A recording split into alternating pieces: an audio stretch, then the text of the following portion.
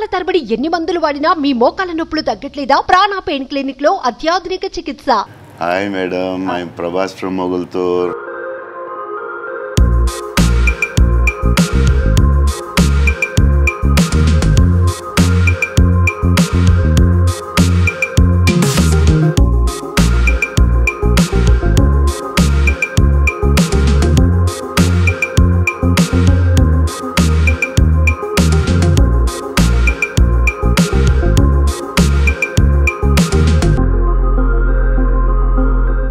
Hi, hello, welcome to Suman TV.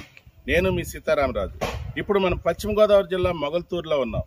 Mogalthur అనగానే మనకు వెంటనే గుర్తుకొచ్చేది pan India star Prabhas. Prabhas అంటే ఇప్పుడు మానియా. ఈశ్వర్ చిత్రంతో అరంగేట్రం చేసిన ప్రభాస్ ఇప్పుడు పాన్ ఇండియా స్టార్ గా అందరి మనసులో దోచుకుంటున్నాడు. ఒక బాహుబలితో పాన్ ఇండియా స్టార్ గా ఎదిగిన ఆయన ఇప్పుడు ఎన్నో చిత్రాలతో బిజీగా ఉన్నాడు.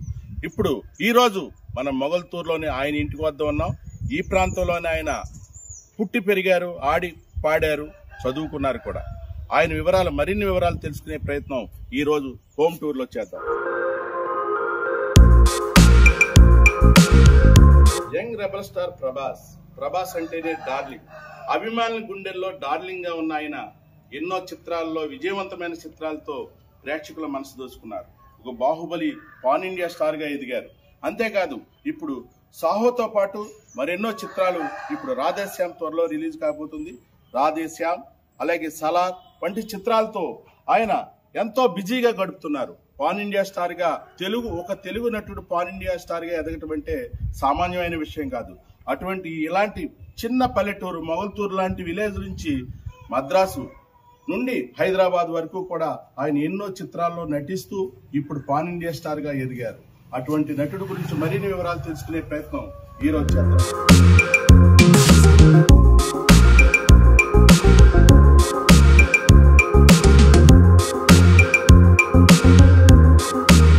యంగ్ రెబల్ స్టార్ ఎన్నో విజయవంతమైన చిత్రాలతో పాటు ఇప్పుడు పాన్ ఇండియా స్టార్ గా కూడా దేశవ్యాప్తంగా ఎంతో మంది అభిమానులు సంపాదించుకున్నారు. ఆల్ ఇండియా స్టార్ గా కూడా ఆయన ఎంతో గుర్తింపు పొందారు. అటువంటి ప్రభాస్ ఈ ప్రాంతంలో పుట్టి పెరిగే ఎంతో మంది స్నేహితులు కూడా ఉన్నారు. ఆయన స్నేహితుడు, అలాగే రెబల్ స్టార్ యూత్, ఆయన తండ్రి గారు ఈ రెబల్ స్టార్ యూత్ అనేది అప్పట్లో స్థాపించారు. దానికి ప్రెసిడెంట్ గా కూడా ఉన్నారు. ఆయన నుండి మరిన్ని వివరాలు తెలుసుకుందాం. చెప్పండి, మీరు ఈ ప్రాంతంలో రెబల్ స్టార్ యూత్ గా ఉన్నారు, అలాగే ఆయన మిత్రుడిగా కూడా ఉన్నారు. యంగ్ రెబల్ స్టార్ గురించి మీరు ఏం చెప్తారు? ఎప్పుడెప్పుడు వస్తుంటారు ఈ గ్రామానికి? ఎప్పుడైనా వస్తుంటారా? ఆయనకి ఎప్పుడు ఫ్రీగా ఉన్నా సరే మొగల్తూరు అంటే చాలా ఇంట్రెస్ట్ అయింది. ఇప్పుడు ఫ్రీగా ఉన్న అన్అఫిషియల్ కానీ సరే ఇదివరకు ఎక్కువ వచ్చేవారు. ఈ మధ్యకాలంలో ఎప్పుడైతే పాన్ ఇండియా స్టార్గా మరి ఇదవ్వారు, కొద్దిగా అభిమానులు కోలాహలం అవ్వచ్చు, అలాగే కొద్దిగా ఇబ్బందికరమైన పరిస్థితులు ఏర్పడతాయి. అలాగే అన్అఫిషియల్ మొగల్తూరు మాత్రం ఎప్పుడు ప్రభాస్ గారు ఎప్పుడూ మర్చిపోలేదు. మొన్న మీరు చూసి ఉంటారు, మొన్న ఈ రీసెంట్గా కూడా ఇంటర్వ్యూలో మొగల్తూరు నుంచి కూడా ఒక పదం వాడారు ఆయన, ఐఎమ్ ఫ్రమ్ మొగల్తూర్ అని. Hi madam, I'm Prabhas from Mogalthur. దాని గురించి మేము చాలా గర్వపడతాం. ఎందుకంటే చాలా మంది ఉన్నారు, సొంత ఊరిని మర్చిపోకూడదు ఎప్పుడు. మరి ఇప్పుడు కూడా ఆయన గుండెలు అలా మెదులుతూనే ఉంటుంది మొగల్తూరు అంటే. అది మాకు తీర ప్రాంత అభిమానులుగా చాలా గర్వపడుతూ ఉంటాం. ఈశ్వర్ చిన్న చిత్రంతో స్టార్ట్ అయ్యి ఈ రోజు పాన్ ఇండియా స్టార్ గా ఎదిగారు. ఆయన టాలీవుడ్ నుంచి ఎదిగిన ఏకైక నటుడుగా ఉన్నారు. అటువంటి మీరు ఎలా ఫీల్ అవుతారు? ఎందుకంటే 2002లో ఈశ్వర్ మొత్తం ఫిక్స్ చేశారు. మరి సూర్యనారాయణ గారు అప్పుడు ఆ ఫిక్స్ ఉన్నప్పుడు కూడా ఇక్కడ వారం రోజులు మేము బాగా కష్టపడ్డాం. అప్పుడు ఈ ఫ్లెక్సీలు డిజిటల్ ప్రింటింగ్ కూడా లేవు, ఓన్లీ మాన్యువల్ అండి. ఓన్లీ మాన్యువల్గా వాటి మీద ఆర్టిస్టులు తెప్పించి రాయించి మేము ఇక్కడ సుమారు 10-15 బస్సులు ఓన్లీ మొగల్తూరు నుంచి మేము స్టార్టింగ్ మొత్తాన్ని పంపించడం జరిగిందండి 2002లో. ఇదండి ఈశ్వర్కి.